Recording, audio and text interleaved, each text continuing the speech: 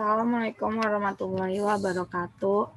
Perkenalkan, nama saya Titania Ayu Sutiasi dari Universitas Pancasakti Bekasi, Fakultas Ilmu Pendidikan, jurusan Pendidikan Ekonomi, dengan nomor NIM 18700 18720 564. Di kesempatan kali ini saya akan menerangkan perilaku konsumen. Yang pertama ini harus kita kenal pengertian konsumen terlebih dahulu. Perilaku konsumen merupakan suatu proses yang berkaitan erat dengan proses pembelian. Pada saat itu, konsumen melakukan aktivitas-aktivitas seperti melakukan pencairan, penelitian, dan pengevaluasi produk. Perilaku konsumen merupakan hal-hal yang menyadari konsumen untuk membuat keputusan atau pembelian. Yang kedua ini ada jenis perilaku konsumen. Jenis perilaku konsumen ini dibagi menjadi dua, yaitu rasional dan irasional. Contoh dari jenis perilaku konsumen rasional adalah konsumen membeli barang sesuai kebutuhan. Barang yang dipilih konsumen memberikan kegunaan optimal bagi konsumen. Konsumen membeli barang yang mutu terjamin. Konsumen membeli barang yang harganya sesuai dengan kemampuan daripada konsumen. Yang kedua ini ada contoh dari irasional. Irasional di sini yaitu konsumen sangat cepat tertarik dengan iklan atau promosi di media cetak manapun atau elektronik. Konsumen memilih barang bermerek atau branded yang sudah dikenal luas. Konsumen ini memilih barang bukan karena berdasarkan kebutuhan, tetapi melainkan gengsi.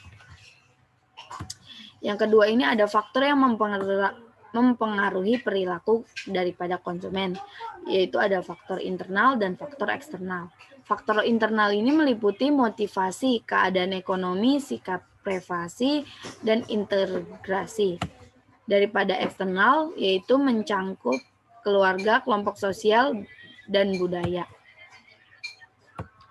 Selanjutnya, proses pembentukan perilaku konsumen ini yang pertama pengenalan masalah.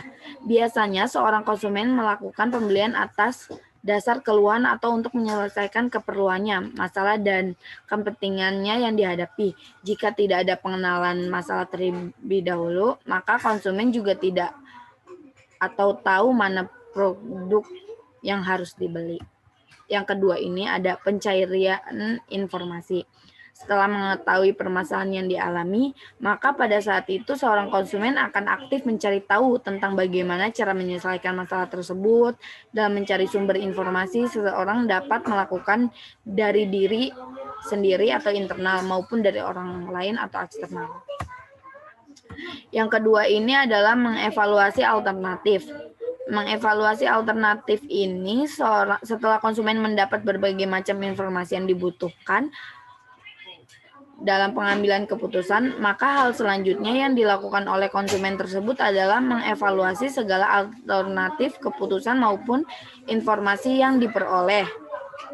Yang keempat ini keputusan pembelian. Proses selanjutnya melakukan evaluasi pada alternatif keputusan yang ada pada konsumen tersebut akan melalui proses yang disebut dengan keputusan pembelian. Waktu yang diperlukan dalam pengambilan keputusan ini tidak sama, yang tergantung dalam hal-hal yang perlu dipertimbangkan dalam proses pembelian atau pengambil keputusan. Dan yang terakhir adalah evaluasi setelah pembelian.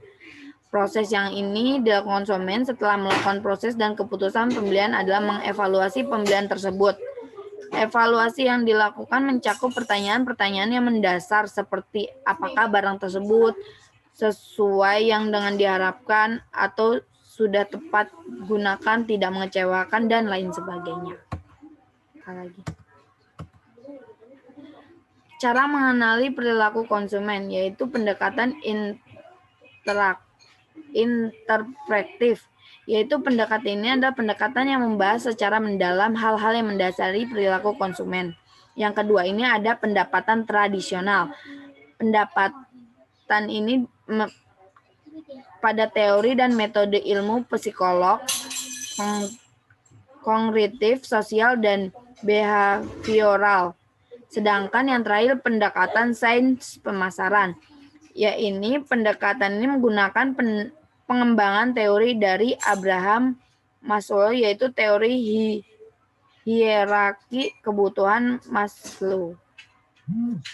Terima kasih. Wassalamualaikum warahmatullahi wabarakatuh.